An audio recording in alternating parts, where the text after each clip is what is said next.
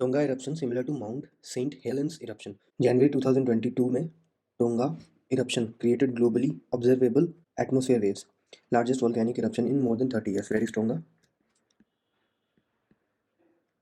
Tonga is in South Pacific Ocean above New Zealand. And Mount St. Helen is in USA, where in 1982 there was a major eruption. So there is another coverage of the Tonga Island, where submarine volcano erupted last year in 2021 January, which soared highest into atmosphere on records. It produced ash water plume. Coral reef were turned into rubble and many fish perished or migrated away. It triggered tsunami waves. There is a term in Chinese diplomacy which is known as wolf warrior diplomacy. By this, it means that the Chinese diplomats are the members of PLA, that is Army in Civilian Clothing. Chinese diplomats, like the soldiers of the PLA, serve the party first and then the state. A nice quote by Martin Luther King Jr. Genuine leader is not a searcher for consensus, but a molder of consensus. Article 176 is very much in news. That is because Tamil Nadu Governor T.N. Ravi walked away during a address to the Legislative Assembly. It is a mandatory address under Article 176. The first sitting of the new year is it always starts with governor's address in legislative assemblies and with the president's address in the Lok Sabha. So this Article 176 is important. It should be remembered. Article 176 and article 175 के बारे में बताया है which is very much in news. Article 176 में है mandatory address, जिसमें commencement at the first session of each year inform them of the causes of its summons. Constitution gives a specific direction to the House to find time to discuss the content of the governor's address. And this is the case only for the Article 176. But Article 175 के अंदर में जो address part mentioned है, governor may address the legislature and for that purpose require the attendance of the members. इसमें दो difference है। पहला ये कि इसके लिए कोई डिस्कशन लेजिस्लेचर को डिस्कशन करने का कोई ज़रूरत नहीं है, और दूसरा it is not mandatory. Article 175 के अंदर में जो एड्रेस है गवर्नर का, that is not mandatory address. Why article 176 is so important? क्योंकि उसमें गवर्नमेंट के पॉलिसीज़ को एन्यूमरेट करता है गवर्नर, और इसके लिए स्पेसिफिक टाइम अलॉटमेंट का भी प्रोविजन है आर्टिकल 175 क्लॉज 2 में, जिसमें the constitution wants the legislatures to find time to discuss the address of the governor. That is why it is more important.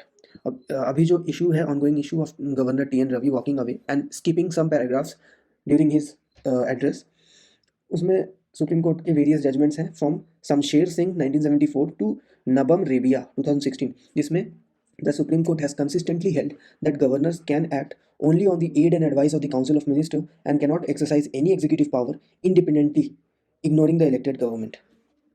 Again an article on governor versus state. ज़्यादा कुछ जानने का नहीं है, बस Shamsher Singh versus state of Punjab 1975 बहुत news में आ रहा है, and Nabam Rebia versus deputy speaker 2016 verdict, जिसमें ये कंक्लूसिवली कहा गया था कि governor can not have discretion या अपने डिस्क्रिप्शन पे काम नहीं कर सकता। इसके अलावा they are few other examples quoted here which should be remembered. ये मणिपुर वाला केस है, केशम मेघचंद्रा सिंह, जहाँ पर मणिपुर लेजिस्लेटिव असेंबली केवल डिले किया जा रहा था डिस्क्वालिफिकेशन पिटिशन को, disqualification of peoples on the anti defection law के तहत उनका डिस्क्वालिफिकेशन होना था, but that process itself was being delayed by the speaker. तो Keisham Meghachandra Singh versus honourable speaker 2020 case judgment है, ये मणिपुर रिलेटेड है। दूसरा है पेरारी वेल्लन, जहाँ पर उसका कम्यूटेशन ऑफ डेथ पेनल्टी या रेमिशन ऑफ हिज सेंटेंस को डिले किया जा रहा था गवर्नर द्वारा, तो इसमें सुप्रीम कोर्ट ने आर्टिकल 142 के तहत जाकर के एक्शन लिया। तो these are few examples. Voice of the global south summit important है क्योंकि India is taking the leadership of the global south. There are common challenges like challenges of the COVID pandemic, rising prices of fuel, fertilizer and food grains, and increasing geopolitical tensions have impacted our development efforts. This is said by Prime Minister Modi. Envision a common future with the global south and acknowledge India's common past with the global south, that is colonialism. These terms are important. Human-centered globalization, countering the first world's view of expediting climate change goals at the cost of development, ensuring immigration and work mobility for skilled population of the global south, and resilient renewable energy access. So these are the major issues or talking points, collective issues of global south, जैसे movement climate action, जिसमें common but differentiated responsibility and respective capabilities की बात हो रही है। इसके अलावा movement of skilled labor and resilient renewable energy access. दूसरा आर्टिकल है social equaliser, that is digital payment. अभी 2600 करोड़ रुपीज़ का बूस्ट गवर्नमेंट ने अप्रूव किया है, जिसमें बैंक्स को इंसेंटिव प्रोवाइड करने के लिए दिया जाएगा टू प्रमोट डिजिटल पेमेंट्स। इसमें एक आरबीआई का पेपर है पेमेंट विजन 2025 डॉक्यूमेंट, जिसमें it has observed that payment systems foster economic development and financial stability. अगर बहुत ही strong and resilient payment ecosystem रहेगा किसी कंट्री का, तो it will boost economic development and financial stability.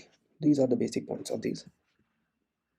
UGC का जो नया रूल आया है अबाउट फॉरेन यूनिवर्सिटीज़ का इंडियन कैंपस, उसके ऊपर एक बहुत ही अच्छा पॉइंट इसमें है। इंडियन स्टूडेंट्स हु गो और स्टडी अब्रॉड फॉरेन यूनिवर्सिटीज़ में पढ़ते हैं, they are more likely to stay in that particular country as and join the local workforce there, and this is increasing. तो इनका ये कहना है कि केवल फॉरेन यूनिवर्सिटीज़ को इंडिया ला करके आप प्रॉब्लम को सॉल्व नहीं करेंगे, you have to link the reforms in education with the job market also. This is a good and informative article about election commission of India's proposal of remote voting. सबसे पहले तो एक data है जिसमें यह बताया गया है कि केवल 1955 the journey of Indian election system, 1951 पहला इलेक्शन के टाइम पे केवल 17% लोग रजिस्टर्ड थे और उनमें से केवल 45% लोग वोट देने आए थे।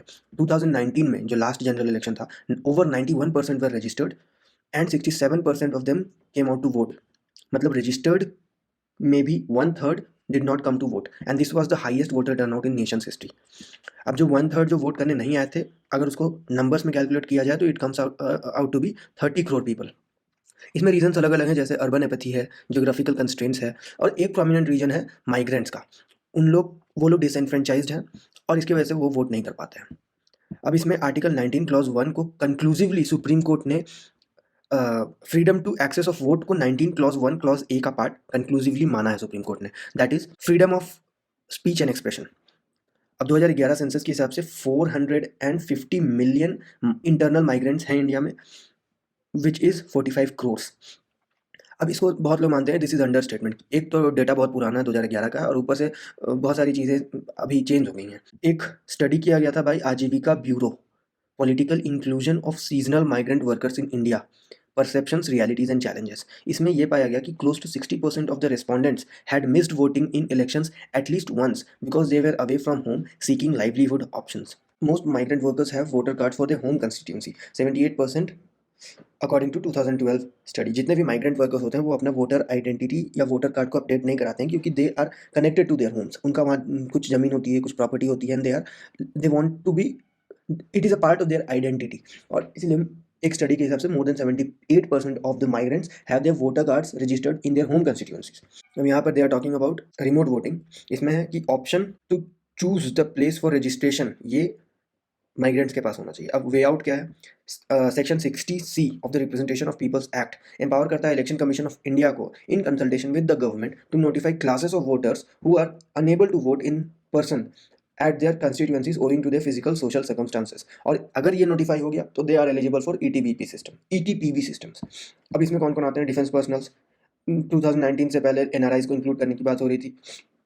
विद इन कंस्टिट्यूएंसी अगर वोट करना है तो senior citizen, people with disabilities, Covid affected people, and outside of constituency अगर वोट करना है तो service voters, person on election duty and persons on preventive detention. This is important in double course, preventive, जो लोग भी preventive detention में हैं उन लोग को भी ये हक है कि वो लोग ईटीपीबी सिस्टम का यूज करके वोटिंग कर सकते हैं even if they are outside their constituencies. अब अभी जो प्रपोजल है उसको आरवीएम कहा जा रहा है, मल्टी कंस्टिट्यूएंसी रिमोट ईवीएम। तो remote voting machine RVM, and technicality ये एक डिटेल है कि can handle 72 constituencies in a single remote polling booth, and this is important. A very informative article and questions can be made from this for prelims. इसमें virus के बारे में बताया है कि वायरस को as a nutrition source use करता है बहुत सारा प्लैंक्टन्स, नेमली हॉल्टेरिया जो प्लैंक्टन का टाइप है। It is a class of planktons. It can grow and divide given only viruses to it.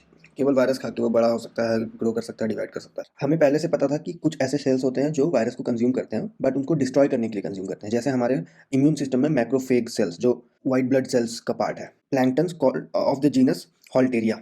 इन लोग में पाया गया है कि they eat viruses for their nutritional needs, और फिर पूरा फूड चेन उनसे स्टार्ट होता है। जू प्लैंक्टन्स उनको हॉल्टेरिया को कंज्यूम करते हैं, प्लैंक्टन्स को, और फिर जू प्लैंक्टन्स को बड़ी फिश कंज्यूम करती है। प्लैंक्टन्स क्या है? जो मूव नहीं कर सकते, केवल करंट के साथ मूव करते हैं। बट हॉल्टेरिया ऐसे हैं जो सीलिएट्स कैटेगरी में आते हैं। उनके पास हेयर लाइक स्ट्रक्चर होता है और जिसकी वजह से, और उसको सीलिया कहा जाता है, सरफेस पे होता है, और उसके वजह से वो जंप कर सकते हैं शॉर्ट डिस्टेंसेस के लिए। बट नॉर्मली वो लोग नहीं करते हैं क्योंकि वो बहुत ज़्यादा एनर्जी कंज्यूमिंग होता है। तो व्हाट इज हॉल्ट्रिया, इसका स्ट्रक्चर ऐसा है, ये सीलिया इसको कहते हैं, जो ये स्ट्रक्चर है जिसकी वजह से वो लोग जंप कर पाते हैं। There are different types of planktons. एक है पाइथोप्लैंक्टन्स जो सबसे स्मॉलेस्ट यूनिट ऑफ और स्टार्टिंग स्टेज होता है एक किसी भी फूड चेन का, फर्स्ट लेवल होता है। इन लोग ऑटोट्रॉप्स होते हैं जो अपना खाना खुद बनाते हैं, कार्बन कंज्यूम करते हैं, कार्बन डाइऑक्साइड, और फोटोसिंथेसिस के थ्रू खाना बनाते हैं, और फिर इससे फूड चेन स्टार्ट होती है। अगर इसको कोई नहीं खाता है तो इनका लाइफ साइकिल खत्म होने के बाद या तो ये मरने के बाद अब सी फ्लोर पे जाकर के डिकम्पोज हो जाते हैं और कार्बन को स्टोर कर लेते हैं सी फ्लोर में। तो इनका बहुत इंपॉर्टेंट रोल है कार्बन साइकिल में। अब रोल ऑफ हॉल्ट्रिया क्या है? हॉल्ट्रिया जो है फ्रेश वाटर बॉडीज में पाया जाता है, हेट्रोट्रॉप्स है, खुद का खाना नहीं बनाता है, और इसको हम लोग अभी तक जानते थे बैक्टीरिया खाने के लिए। They are well known bacteriovores, they consume bacteria to power themselves. अब एक 1999 में एक पेपर पब्लिश हुआ था जिसमें ये पाया गया था कि वायरसेस जो है वो प्लैंक्टन्स और बैक्टीरियाज को अटैक करके शॉर्ट सर्किट कर दे रहा है पूरा न्यूट्रिशन का, क्योंकि बैक्टीरिया को अगर वो डिस्ट्रॉय कर देगा तो बैक्टीरिया अवेलेबल नहीं होंगे बैक्टीरियोवोर्स के पास कि वो उसको खा करके न्यूट्रिशनल नीड्स को अपना पूरा करे। तो ये शॉर्ट सर्किट हो जा रहा था, फूड चेन पूरा बर्बाद हो जा रहा था। तो अब क्या पाया गया है कि हॉल्ट्रिया जो है न्यूट्रिएंट्स को रिकवर कर सकता है क्योंकि वो वायरस को ही खा लेगा। अब वायरस के बारे में, virus is the single most popular life form on earth जो ह्यूमन के बायोमास, टोटल बायोमास को भी आउटवे करता है बाय अ फैक्टर ऑफ 1010। उनको एक साइंटिस्ट ने फैंटास्टिक न्यूट्रिशनल सोर्स बोला है वायरस को। अब एक प्रोटिस्ट के बारे में, what is protist? Protists are those category of eukaryotes which are not plants, animals, or fungi. For example, what are protists? Single cell organism of the kingdom Protista, such as protozoans or simple algae. Large complex grouping of mostly unicellular eukaryote organisms, morphologically diverse and can be found in most terrestrial, aquatic, and marine habitat as free living form and as parasites of other protists. What are protists? Protozoa is a kind of protist which is neither plant nor animal. Euglena.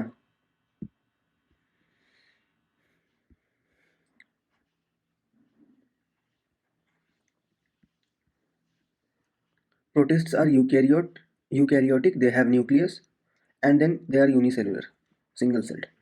कौन कौन है? Slime mould, amoeba, euglena, dinoflagellate, paramecium, diatom आया था इस बार UPSC में, macro algae, these are all Protista. So there is a news about ASER report, that is annual status of education report by Pratham, जो 2022 में अभी रिलीज हुआ है। अब इसके जो फाइंडिंग्स है that can be directly coated. पहला है about overall enrolment figures which has increased from 97.2% in 2008 to 98.4% in 2022. मतलब in overall enrollment has increased, but children basic literacy levels have taken a big hit, with their reading ability compared with numeracy skills worsening much more sharply and dropping to pre-2012 levels. अब ये age by मतलब category wise, age wise और state wise यहाँ पर data दिया है which I don't think is much important. दो चीज़ें इसमें बहुत इंपॉर्टेंट है, एक ओवरऑल एनरोलमेंट बहुत बढ़ गया है but children basic literacy level have reduced and numeracy level have reduced, even dropping to pre-2012 levels. These are the key takeaways of the ASER survey. 3 point बहुत इंपॉर्टेंट, 4 पॉइंट बेसिकली। पहला ये है कि proportion of children in government school have increased. पहले 2018 में 65% केवल थे, 65.6%, that has increase to nearly 73%, that is around 6 to 7% का इंक्रीज हुआ है in 2022। This is pre COVID level 2018 का, and now it has reached up to 73। मतलब people are enrolling to government schools, that may be because of the poverty, और may be we can quote this in an example where government policies are working good, मतलब enrolment बढ़ रहा है government schools में। दूसरा है private paid tuition जो लोग ले रहे हैं, that has also seen an increase from 26.4% to 30%, around 4% का इंक्रीज हुआ है यहाँ पर। And this already we have seen that reading level down to pre 2012 levels, and this is the huge achievement which can be quoted that 98.4% children are now enrolled in school, that is up from 97.2% in 2018। तो हमारा enrolment बहुत ही अच्छा है, school में जा रहे हैं बच्चे, इधर गवर्नमेंट या प्राइवेट, बट गवर्नमेंट स्कूल्स में जो लोग जा रहे हैं उनकी संख्या भी बढ़ी है 2018 के कंपैरिजन में। तो these are the key takeaways. Another thing to add about असर survey is that it is household survey which is conducted across 616 rural districts. Urban survey नहीं है, urban area are not covered, rural district में ही, और घर घर जा करके सर्वे करते हैं, एनसीईआरटी सर्वे की तरह नहीं जो स्कूल्स में सर्वे कराते हैं। इसमें घर घर में जाके, और अगर एनसीईआरटी में स्कूल सर्वे होता है तो उसमें ये होता है कि जो बच्चे स्कूल नहीं जा रहे हैं वो मिस आउट हो जाते हैं, सर्वे से बाहर चले जाते हैं। बट असर सर्वे हाउस होल्ड सर्वे और रूरल डिस्ट्रिक्ट में है। एनसीईआरटी सर्वे जो होता है वो अर्बन डिस्ट्रिक्ट का भी होता है, पूरा स्कूल बेस्ड सर्वे है वो। And this is house hold survey conducted in only rural districts, and they record their schooling status and assess their basic reading and arithmetic skills. निपुण Bharat mission, national initiative for proficiency in reading with understanding and numeracy, जिसमें foundational literacy and numeracy को बढ़ावा देना एक mission है, plan है government का, which has been mandated by the or suggested by the National Education Policy 2020. This is a good article which has been written from the speech of Amit Shah ji. It is important for our topics like good governance, ethics and even essay. वो कहते हैं कि without good governance in a democratic country it is impossible to take the spirit of constitution to the bottom. मतलब यहाँ पर ये approach bottom up की बात कर रहे हैं कि good governance should be a bottom up approach. दूसरा, Constitution of India which envisages equal opportunities and equal development of all can be successful only when it is implemented through good governance at the district magistrate level, at the collectorate level. Prime Minister Modi ji believes that people-centric development is the basic mantra of good governance. एकदम directly double quote में लिखना है answer. People-centric development is the basic mantra of good governance. Suggestions should come to the top by thinking from the bottom. Again वही bottom up approach की बात। The model should be one that gives corruption-free and transparent governance. Modi government has transformed rule-based learning into role-based learning. This is again important word play, और इसको use किया जा सकता है एकदम intelligently answer. Transform rule based learning to role based learning, मतलब what is your role, based on that you will have to determine the methodology of your work and you will have independence in it. उसके बाद तुमको जैसे करना है करो, but अच्छे से काम हो जाना चाहिए, बस गुड गवर्नेंस में इफेक्ट आना चाहिए, उसका रिजल्ट आना चाहिए।